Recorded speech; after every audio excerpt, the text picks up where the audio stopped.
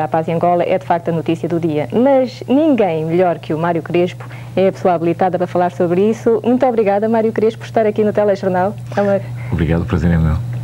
Ninguém mais habilitado do que eu, isso é um bocado forte, porque pelo menos o secretário de Estado Durão Barroso e o secretário de Estado Armando Cohen são certamente pessoas com profundo conhecimento daquilo que se passou e provavelmente com muita expectativa no que se vai passar.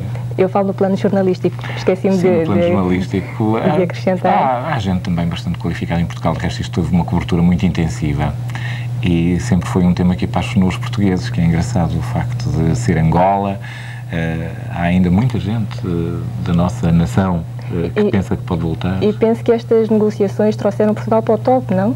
A nível internacional? Foi a grande conquista diplomática de Portugal. Não havia nada de semelhante até agora, desde o 25 de Abril, que tinha sido uma história, vá lá, de certa insuficiência na área diplomática. Nós temos ainda a pensar o malogro e eu diria mesmo até o escândalo da situação em Timor, a falta de eficácia e credibilidade de Portugal, que era considerada quase crónica junto aos países africanos durante os regimes de Machel e de Agostinho Neto em Angola.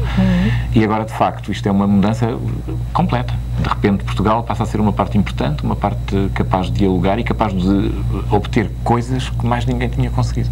Exato. E perspectivas? Agora assinam-se os acordos? É muito difícil fazê-las. Fazer futurologia em África é uma atividade que geralmente arrisca quem a faz.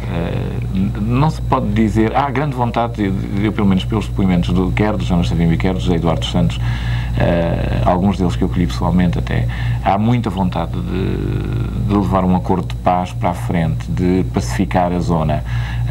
Agora, aquilo tem energias muito grandes criadas ao longo de 15 anos, não é? Estão ali em presença dois exércitos muitíssimo fortes. Não são exércitos de guerrilha, são exércitos de forças praticamente convencionais. A guerra que travavam era uma guerra de batalhas de tanques, em alguns casos. Muitas mortes.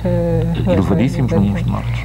Segundo as informações que chegam, penso que houve mesmo cessar-fogo no terreno. Sim, o cessar-fogo está. Este aspecto incestuoso do governo, o partido e o exército ser tudo a mesma coisa em Angola, nesta fase, do lado do MPLA. E por parte da UNITA também deixar de haver, portanto, uma estrutura, praticamente uma estrutura militar, para passar a ser uma estrutura exclusivamente política. Portanto, só quando houver eleições e a batalha política ganhar no foros de retórica apenas e houver um exército unificado, que é um aspecto muito importante, no qual Portugal vai ter também um papel preponderante, até haver o tal exército unificado e isso ser conseguido, é muito cedo para fazer qualquer espécie de especulação. Penso que com a entrada de Jonas Savimbi em Luanda as coisas vão tremer um bocado, não é? Vai haver um Pelo menos vai ser uma altura emotiva. É bom notar aí uma coisa que não é uma zona de influência tradicional de Jonas Savimbi. Por isso mesmo, mas ele vai entrar em Luanda. Mais o norte e de um dos seus vice-presidentes, a zona de Cabinda, ele tem grande influência e no noroeste também tem. Luanda não tem sido uma zona de influência da UNITA, no entanto eles certamente que estão a fazer um grande trabalho de campo para dinamizar isso qualquer força política. Os acordos são assinados amanhã, vai ser um grande dia para Angola, um grande dia para Portugal e penso para a atualidade internacional. De modo geral para a comunidade internacional, porque a guerra de Angola não pode ser vista, ou vá lá, sendo otimista, já não pode ter sido vista no passado, não é?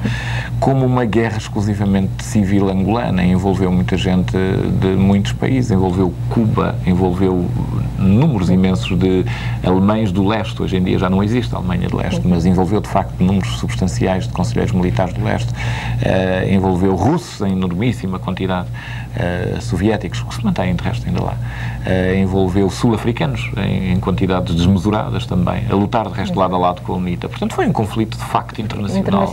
Tão internacional como qualquer deles.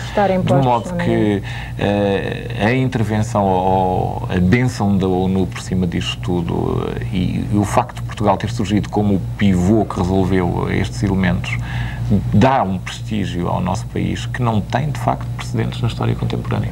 Aproveitando a sua estada aqui, o que não acontece todos os dias, mas queria só informar os telespectadores numa coisa. O Mário Crespo vai ser o correspondente da RTP Lisboa em Washington, é verdade? Em Washington, é verdade. Então, se calhar, futuramente, de vez em quando, poderemos ter a sua presença aqui. De vez em quando, espero vir a New York, de resto tenho. Mas aproveitando hoje a sua presença, sei que também nos pode falar sobre a África do Sul. Sim. Qual é a situação neste momento na África do Sul? A última vez que eu estive na África do Sul foi na libertação de Mandela, faz agora um ano e creio que 2 meses. De modo que, desde então, não tenho observação em primeira mão. Na altura, eu fiz uma série de reportagens na altura da libertação que foram até relativamente mal acolhidas na RTP. É curioso, na RTP não, perdão, pela audiência portuguesa, porque ninguém via, e se calhar muitas das pessoas que nos veem aqui têm experiência sul-africana, mas ninguém conseguia ver a situação da África do Sul sem paixão. As pessoas tendiam a radicalizar as suas posições, a pensar que o que estava bem era manter-se o governo como estava, manter-se o apartheid como estava, e julgar que essa situação era sustentável, o que não é possível, não é verdade. Penso que há tendência a reportagem a que eu fiz trouxe um elemento novo, trouxe de facto um elemento em que se dimensionou a força das pessoas que eram contra esta situação.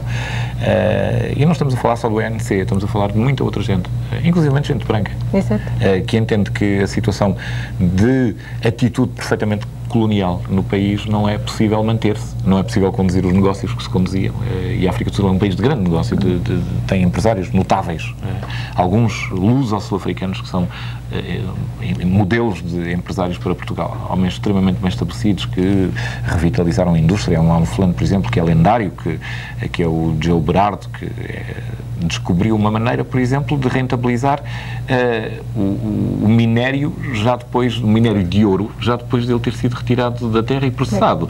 Quer dizer, aquilo que eles deitavam fora, ele voltou a reutilizar. E com isso formou uma companhia que hoje em dia tem uma faturação de bilhões, uma coisa de facto fabulosa. E como esta, há muitas outras histórias.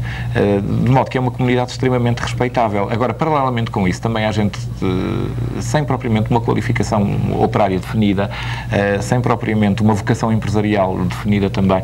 E essa gente tem muito medo da mudança de estatuto, porque de facto o estatuto sul-africano era agradável para quem fosse imigrante, no sentido em que, inclusivamente, fases houve em que era proibido aos negros colocarem um tijolo sobre o outro, porque isso era uma operação especializada. Havia reserva de job reservation, que era como se chamava isso. É claro que agora a alteração jurídica das leis, portanto, foi total. Já não há praticamente apartheid legal, há apartheid de atitude. Os conflitos tribais não têm feito desviar um pouco a atenção sobre o apartheid? Na minha opinião, eu acho que os conflitos tribais foram inventados para desviar a atenção do apartheid. Essa é a minha opinião. Eles inicialmente foram fomentados. Aí, por volta de 74, 75, ninguém ouvia falar nisso, a não ser numa zona muito circunscrita da área de Durban, no Natal. E então aí havia as primeiras insurreições, precisamente de Zulus. Depois espalharam-se as zonas de Joanesburgo. Não eram frequentes em Joanesburgo. Hoje em dia a grande zona é Joanesburgo. É uma zona de enorme confronto entre o que eles querem também projetar como sendo um negro moderado e conservador, afeto, portanto, ao Inkatha de Buthelezi, e um negro marxista-leninista, afeto também ao ANC. Esta divisão não é tão falaciosa como isso.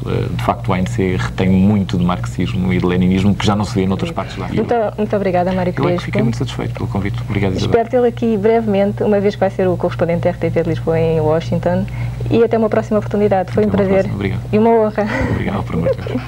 E continuando com as notícias.